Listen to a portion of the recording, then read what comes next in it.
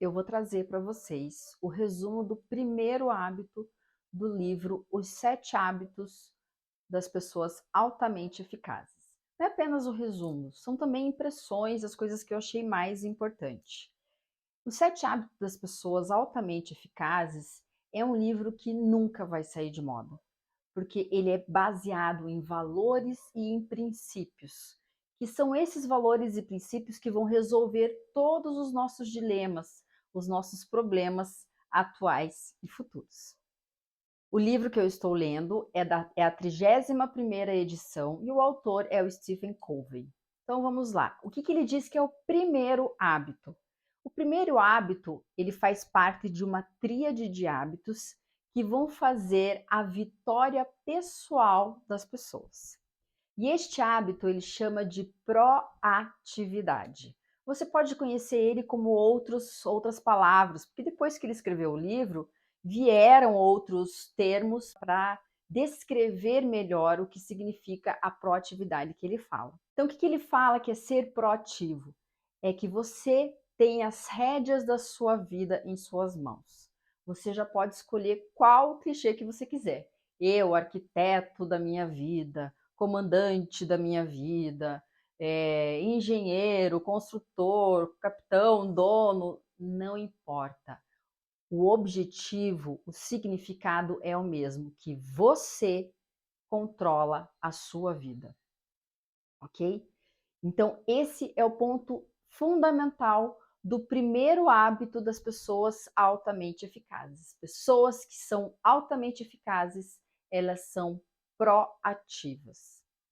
Então, o que significa ser proativa? Começa pela nossa própria linguagem. Se você escuta pessoas falando, eu tenho que, mas eu sou obrigada a fazer isso, eu preciso fazer isso, ao invés de eu escolho fazer isso, eu quero fazer isso, é totalmente diferente.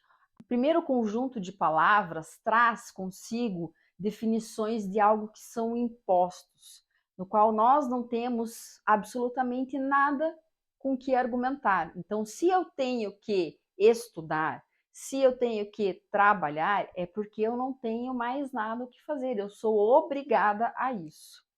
Agora, se você analisar a linguagem oposta, né, ou seja, a linguagem de quem é proativo, eu escolho trabalhar, eu quero estudar, entende? É muito diferente, neurologicamente é diferente. Isso já traz diferenças na construção dos comportamentos. E para que a gente possa entender melhor a proatividade, o Stephen Covey, ele traz para nós dois conceitos. O conceito do círculo de preocupação e o conceito do círculo de influência. O círculo de preocupação é todas aquelas preocupações que nós temos. Vai chover amanhã?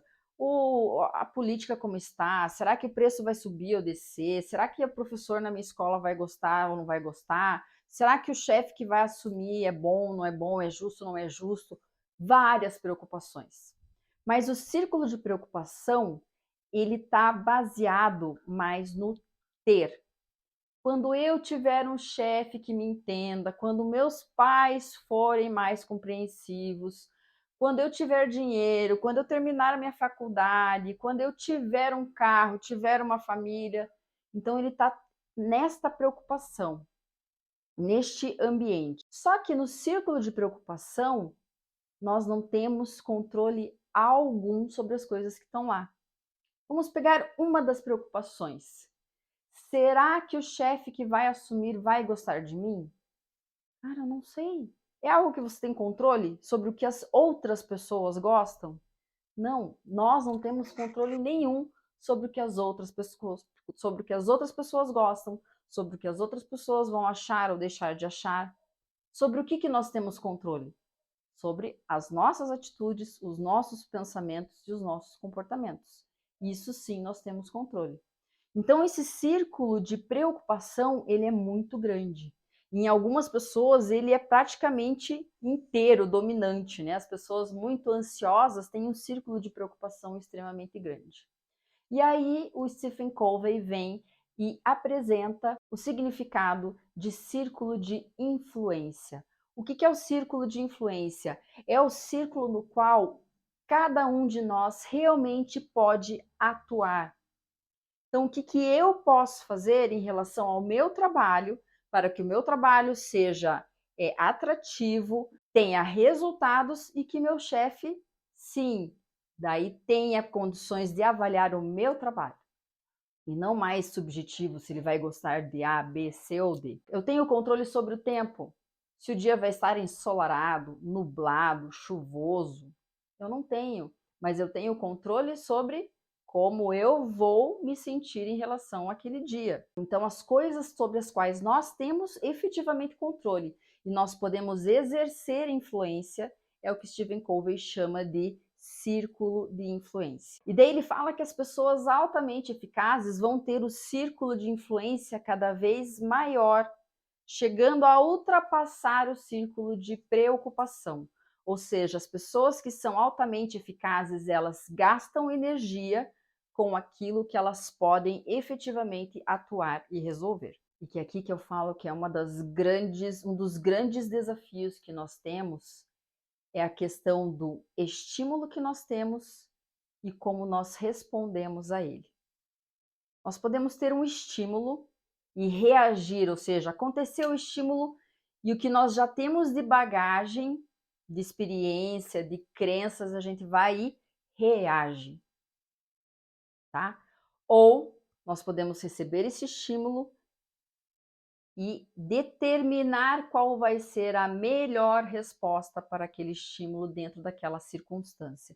O que isso quer dizer? Se eu estou, por exemplo, na rua, no trânsito, e vem o cara e me fecha, a minha reação automática pode ser buzinar, xingar, baixar a janela, meter a mão para fora, ou seja, essa pode ser uma reação. O estímulo, o cara me fechou. Qual que seria a resposta mais assertiva, adequada e eficaz? Seria o quê? Temos algumas opções. A opção 1 seria respirar fundo e continuar o meu caminho, porque afinal, hoje em dia, você brigar, discutir com alguém, às vezes até dar uma buzinadinha no trânsito, está sendo motivo de morte, né?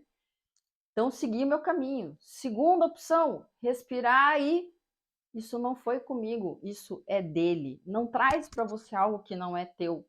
Deixa lá com a outra pessoa. E assim a gente pode ir fazendo em várias etapas. Então, o mais importante aqui é o quê?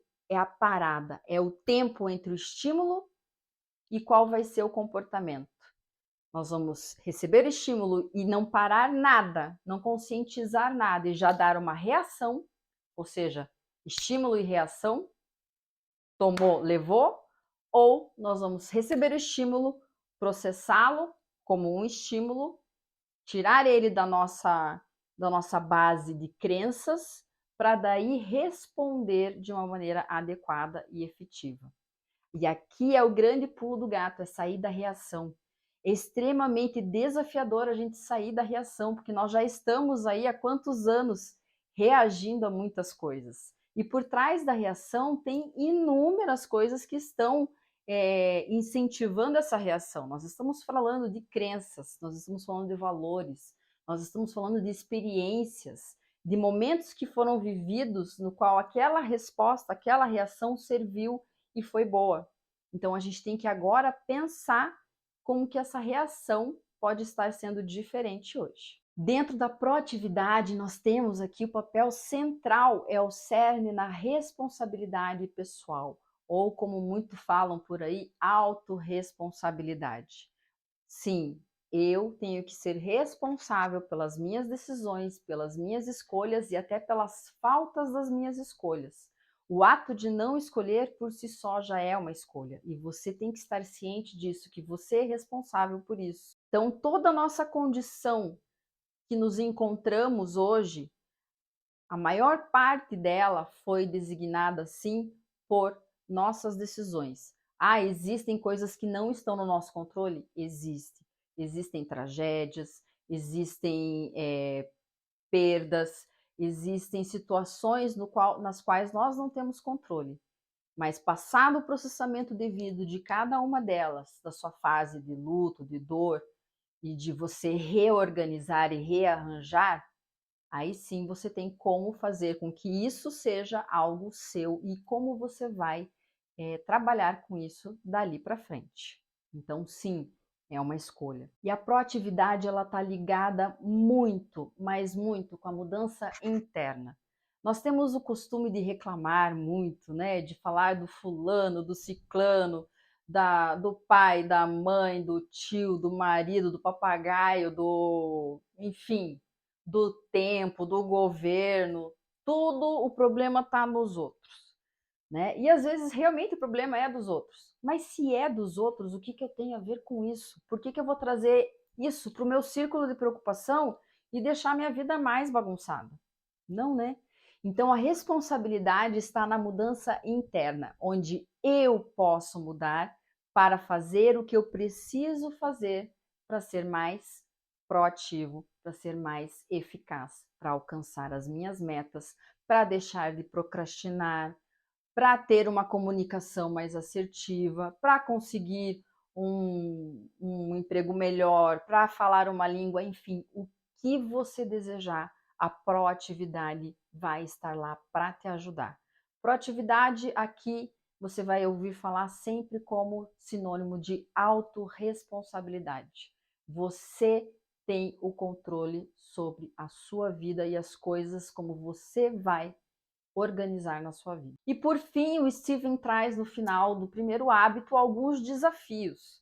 O primeiro desafio que ele traz é que você por um dia analise a sua linguagem.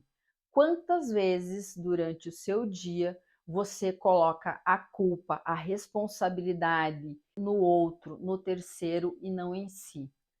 Então, ai, porque meu chefe, ai, porque minha professora, ai, porque minha mãe, ai, porque meu pai, ai, porque meu namorado, minha namorada, meu esposo, minha esposa. Não importa. Ah, eu tenho que fazer isso, eu sou obrigada a fazer isso, que senão não sei o quê. Sabe? Então, todas essas linguagens, essas frases, são frases reativas, frases na qual você não está assumindo protagonismo, não está sendo proativo nem autorresponsável. Então, a primeira sugestão de desafio que o Covey traz é analisar a sua própria linguagem durante um dia. Na sua linguagem, você é mais reativo ou você é mais proativo? Fica a dica de reflexão. O segundo desafio que ele traz é que você pegue um problema que você já passou e que você foi reativo, foi passivo e não conseguiu desenvolver muito bem aquele problema.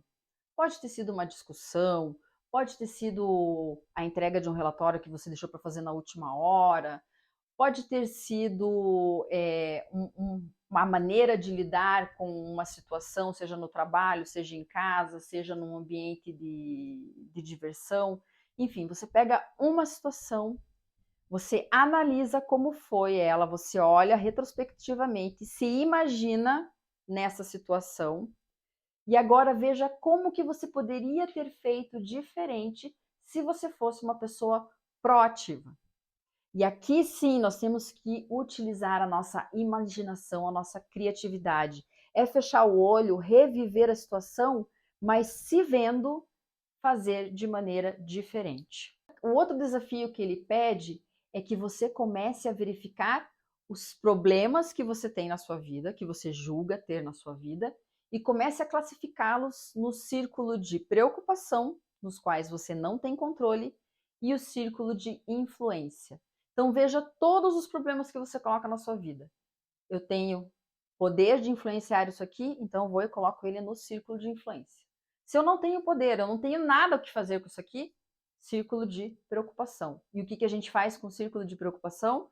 Deixa ele lá e trabalha no círculo de influência. E o último desafio, que daí não é nem um desafio, né? A gente deveria levar isso como uma questão para o resto da vida. Mas ele começa um desafio e eu entendo por quê, porque ele pede 30 dias praticando a proatividade. E praticar a proatividade é o quê? É tomar para si a responsabilidade, é cuidar com a linguagem que você está tendo tanto externamente quanto internamente. A conversa interna é principal. Você tem que tomar muito cuidado com a sua conversa interna. Então, ver a conversa que você está tendo, a forma que a linguagem, né, que você utiliza nessa conversa, tomar a responsabilidade para si, não é carregar o mundo sobre suas costas, não. É dentro do círculo de influência o que você vai atuar. E ele pede para que você faça isso por 30 dias. Se você conseguir fazer isso por 30 dias, as chances são de que você consegue levar isso por mais tempo. E ele fala que esse é o primeiro hábito dos 7 hábitos das pessoas altamente eficazes. Ou seja, aquelas pessoas que têm sucesso em todas as áreas da sua vida. Não é apenas sucesso financeiro, não é apenas sucesso profissional, é sucesso emocional, sucesso na família, sucesso com os amigos, sucesso espiritual, sucesso em todas as áreas. Um beijo e até o próximo hábito, o hábito 2.